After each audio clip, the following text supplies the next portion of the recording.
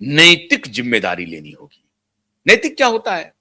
नैतिकता तो खत्म हो गई और वो खुद अपने ही इंटरव्यू में कह रहे हैं कि साहब राजनीति में बहुत पानी बह गया है, अब कोई नैतिकता अनैतिकता नहीं है। तो नैतिकता का ये फिर झांसा किसको दे रहे हैं? इसका मतलब है कि नैतिक जिम्मेदारी के बहाने वो कह रहे हैं कि साहब उनको अपनी जिम्मेदारी लेनी ही पड़ेगी, वो अपनी जिम्मेदारी से नहीं बच सकते हैं, जो करप्शन उनके कार्यकाल में हुआ है उससे नहीं बच सकते हैं और इसके लिए उनको जेल जाना ही पड़ेगा। तात्पर्य कहने का यह था। तो शब्द का चयन क्या किया गया? नैतिक जिम्मेदारी तो उन दोनों को लेनी ही पड़ेगी। आदित्य जी को लेनी पड़ेगी, उद्धव जी को लेनी पड़ेगी। बड़े ही आदर सूचक शब्दों का इस्तेमाल कर रहे थे मुख्यमंत्री देवेंद्र फडणवीस। कह रहे थे आदित्य जी को लेनी पड़ेगी, उद्धव जी को लेनी पड़ेगी और नैतिक जिम्मेदारी लेनी पड़ेगी। नैतिक जिम्मेदारी से तो नहीं बच सकते, जबकि स्वयं फडणवीस कह रहे हैं कि राजनीति में बहुत पानी बह गया है, अब नैतिकता का कोई मोल नहीं। राजनीति में बहुत पानी बह गया का मतलब है कि अब नैतिकता का कोई मूल्य नहीं है। और दूसरी तरफ उसी साक्षात्कार में वो कह रहे हैं कि दोनों पिता पुत्र को नैतिक जिम्मेदारी लेनी होगी। इसका मतलब है कि नैतिक जिम्मेदारी का कोई महत्व नहीं है। वो कहना यह चाह रहे हैं कि दोनों पिता पुत्र अपने भ्रष्टाचार से, अपने कुकृत्य से नहीं बच सकते हैं। साक्षात्कार करने वाले पूछ रहे हैं उनको कि क्या आप टॉप लेवल पर जाएंगे? टॉप लेवल पर का मतलब यह हुआ कि मुख्यमंत्री उस समय के जो थे, क्या उस पर जाएंगे? उस पर आपका हथौड़ा चलेगा? कहा को कितना भी बड़ा क्यों नहीं हो, जाएंगे। आपको फ्रेम किया हमारे खिलाफ, मुख्यमंत्री ने कहा कि हमारे खिलाफ फर्जी केसेस फ्रेम करने के लिए तमाम पुलिस ऑफिसर को उन्होंने सुपारी दी, लेकिन सभी बड़े पुलिस ऑफिसर ने कहा कि भाई देवेंद्र फडणवीस ने कोई ऐसा काम नहीं किया है जिसके लिए मैं उनके खिलाफ फर्जी केस बनाऊं। उन्होंने हाथ खड़े कर दिए। अब आप कल्पना कीजिए कि जिस व्यक्ति को फर्जी केस में ये दोनों बाप बेटा फंसाना चाह रहा था, वो व्यक्ति गुलदस्ता लेकर के अलायंस कर लेगा। हालांकि इस तरफ इशारा किया है कि राजनीति की कई बार मजबूरी होती है। उन्होंने खुद कहा कि मैंने कभी कहा था कि एनसीपी के साथ मैं कभी नहीं जाऊंगा, लेकिन मैं गया।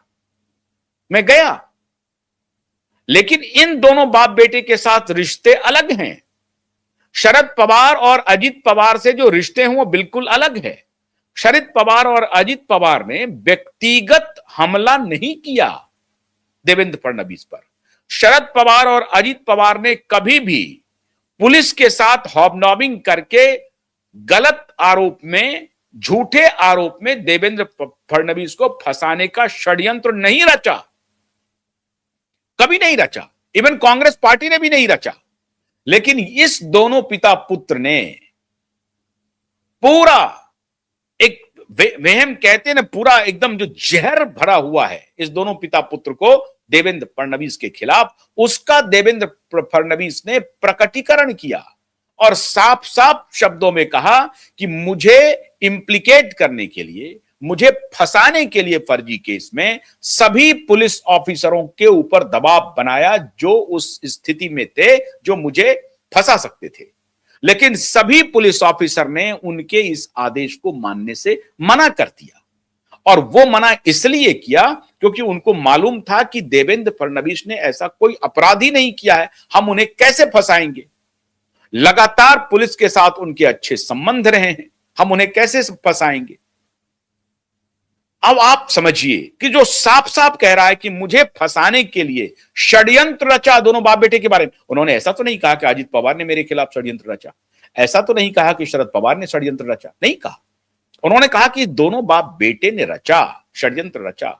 और इस पूरे साक्षात्कार में दिशा सालियान के केस का जिक्र तक न होना बहुत बड़ा जिक्र है।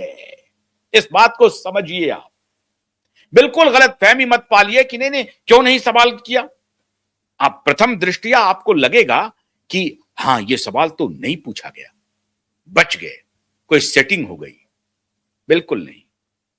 इसीलिए मैं कह रहा हूं कि राजनीति में कई बार जो सामने से दिखता है ना, वो होता नहीं है, और जो होता है वो दिखता नहीं है। तो 15 जनवरी को मतदान है। 15 जनवरी तक के डेट के लिए इन लोगों ने एड़ी चोटी का जोर लगा दिया। अदालत में फुटबॉल खेलता रहा, सरकार खेलती रही अदालत में फुटबॉल। उनको मालूम था कि अगर एफआईआर का वक्त आ जाएगा, 15 जनवरी के पहले एफआईआर का आदेश आ गया, तो एफआईआर दर्ज करना पड़ेगा। एफआईआर दर्ज करना पड़ेगा तो पूरी मीडिया दौड़ेगी, और मीडिया दौड़ेगी, उनके पीछे ये जा रहा वो जा रहा है, तो वो बाहर आकर के बयान देगा कि देखिए, इस चुनाव के पहले मुझे गिरफ्तार करने की कोशिश हो रही है।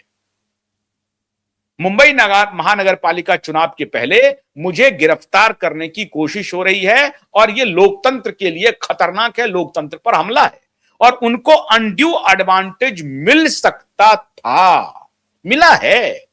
2 कारणों से मैं बता रहा हूं, एक में नहीं मिला, लेकिन एक में तो मिल गया। आपको याद होगा, झारखंड के मुख्यमंत्री हेमंत सोरेन की गिरफ्तारी हुई। क्या हुआ इसका नतीजा?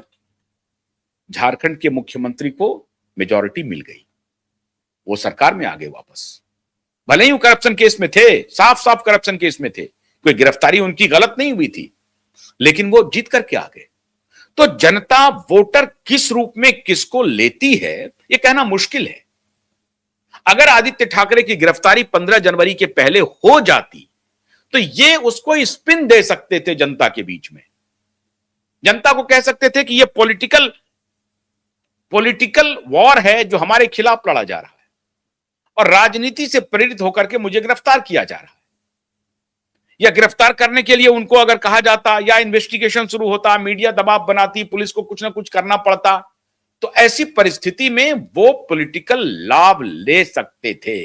और मुंबई महानगर पालिका का चुनाव आखिरी सिटाडल है, मैंने आपको बताया था, यह आखिरी दुर्ग है, जिस दुर्ग को देवेंद्र फडणवीस बहुत बारीक तरीके से ढहाने का प्लानिंग किया हुआ है।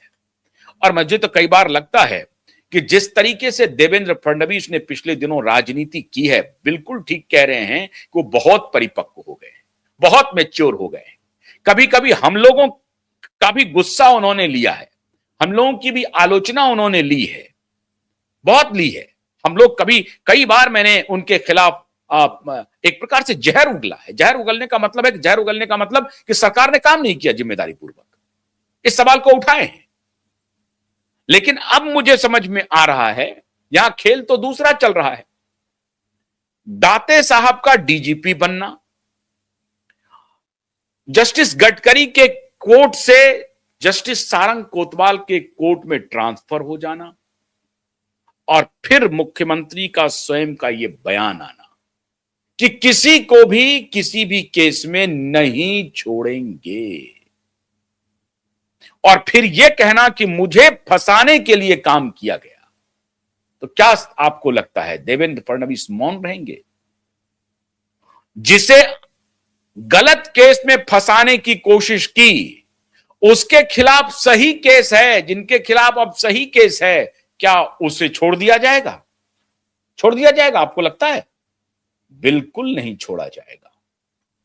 इसीलिए देवेंद्र फडणवीस ने कहा कि किसी भी एक्सटेंट तक और किसी भी लेवल तक हम जा सकते हैं, छोड़ने का तो सवाल ही नहीं उठता है। अब ये ठीक 15 जनवरी के पहले का यह इंटरव्यू है, और 20 जनवरी के लिए संकेत है, पुलिस को संकेत है। 20 जनवरी के लिए पुलिस को संकेत है, और डीजीपी दाते का आना ही इस बात की स्वीकारोक्ति है कि टॉप टू बॉटम संदेश साफ होगा कि जहां अन्याय है उसके खिलाफ पुलिस को खड़ा होना है, न्याय के साथ पुलिस को खड़ी रहनी है। साफ साफ संकेत दे दिया गया। और जो मामला अदालत में है, अदालत के आदेश की पालना होगी, अदालत जो कहेगी हम वही करेंगे। मतलब देवेंद्र फडणवीस ये कह रहे हैं कि हमारे अंदर कोई पॉलिटिकल वैमनस्यता नहीं है, हम कोई राजनीतिक प्रतिद्वंदिता की वजह से उद्धव ठाकरे और आदित्य ठाकरे जी के खिलाफ कार्रवाई नहीं करेंगे। हम कोई पॉलिटिकल स्कोर सेट करने के लिए ऐसा कृत्य नहीं करेंगे। हम वही काम करेंगे जो कानून हमें कहेगा, और अगर कानून कहता है कि नहीं कोई अपराध हो रहा है, अपराधी है, अपराध किया है और इसकी जांच करवानी है और आदेश न्यायालय की तरफ से आ रहा है तो मैं तो वो काम करूंगा। अदालत के आदेश की अवहेलना नहीं करूंगा। और तब तक 15 जनवरी गुजर चुका होगा। तब तक मुंबई जो आखिरी किला है ठाकरे का, वो ध्वस्त हो चुका होगा।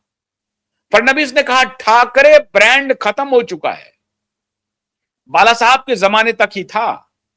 राज ठाकरे के बारे में कहा कि उन्होंने अपने भतीजे को डिसोन कर दिया था खुद अपने जमाने में ही, आज नहीं पहले ही। तो जो डिसोन किया हुआ है, परिवार ने जिसको डिसोन कर दिया, मानने से मना कर दिया और उनके समय में ही वो छोड़ करके चले गए थे, अब वापस आए हैं। तो ये ठाकरे का कोई ब्रांड बचा नहीं है, जीरो हो चुका है। और मुंबई इसका गवाह बनेगा। 288 जो नगरीय चुनाव हैं उसमें हमने धूल चटा दिया है। अब ये आखिरी कुछ जो महानगरों के जो चुनाव हैं मुंबई के साथ साथ और कुछ 26-27 महानगर कुछ है चुनाव, उनमें भी अब इनको धूल चटा देंगे। साफ साफ इन्होंने कह दिया। और मुंबई पर सबसे ज्यादा नजर मुंबई पर है। तो स्पष्ट संकेत महाराष्ट्र के मुख्यमंत्री का आ गया, नहीं छोड़ेंगे बाप बेटे को। मतलब आप समझ लीजिए। इसलिए आप कंफ्यूजन में मत पड़िएगा कि पूरे इस इंटरव्यू में उन्होंने एक बार भी दिशा सालियान का नाम नहीं लिया। बिना नाम लिए ही संकेत आ गया है। कानून, न्याय, सत्य के मार्ग में मुख्यमंत्री नहीं खड़े होंगे, साथ में खड़े होंगे। अवरोधक के रूप में नहीं खड़े होंगे, साथ में खड़े होंगे। स्पष्ट बयान मुख्यमंत्री की तरफ से आ गया है। तो बस इंतजार कीजिए, सब कुछ ठीक होगा। ये लड़ाई जो चल रही है हम लोगों की तरफ से, ये लड़ाई जीत की तरफ बढ़ रही है। बहुत बहुत शुक्रिया। नमस्कार।